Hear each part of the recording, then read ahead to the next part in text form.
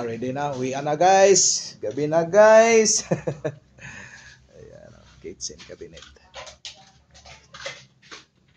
Ito guys, kaya ganyan lang yan. Takip lang kasi mayroong lababo. Saka ano, ayaw pasahigan gawa ng natulo ang lababo. Ayan, ganyan lang yan. Ayan. Ito, kaya hindi walang shelves yan para pag may mataas-taas na ilalagay, pwede dyan. Lagay ng mga, lagay ng bigas. Lagay yan, pwede yan. Ito, yan, lagay ng plato at baso, pull out yan. Pull out yan guys, pull out. Ang ganda.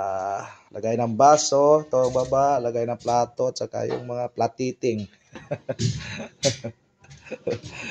Platiting to guys, platito guys kasi ano, maliit eh. Ito plato, ito platiting. Di ba? Ready to transfer na, ready to deliver na yan guys.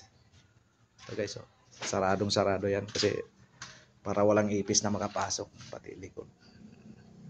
Kaya may ano to, tagulan. Kalubog gawa ng may puste. Iniiwasan yan. Ayan, ganun dito isa guys, wala ring cover sa likod, pinto lang kasi may ano, tangki ng gasol. Ayaw din pasahigan kasi para matanggal-tanggal siya madaling ano. Ayan. Alright. Let's go na. Wow, ganti ba siya kung matagalan na ito. Ayan guys, ito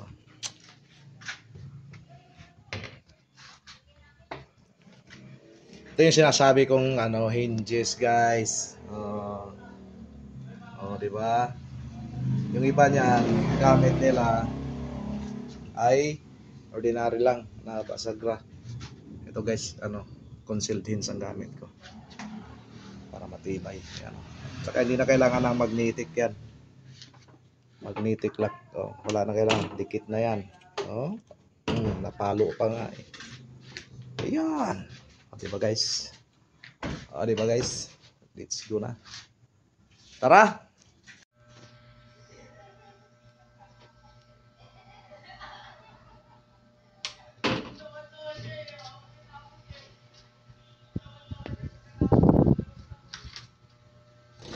Dito.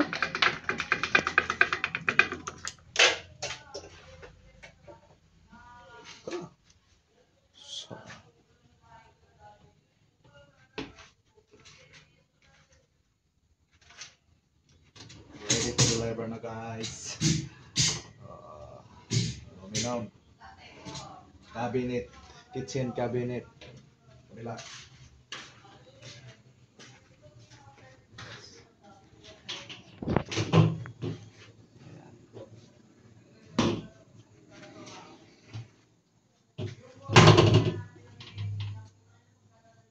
All right.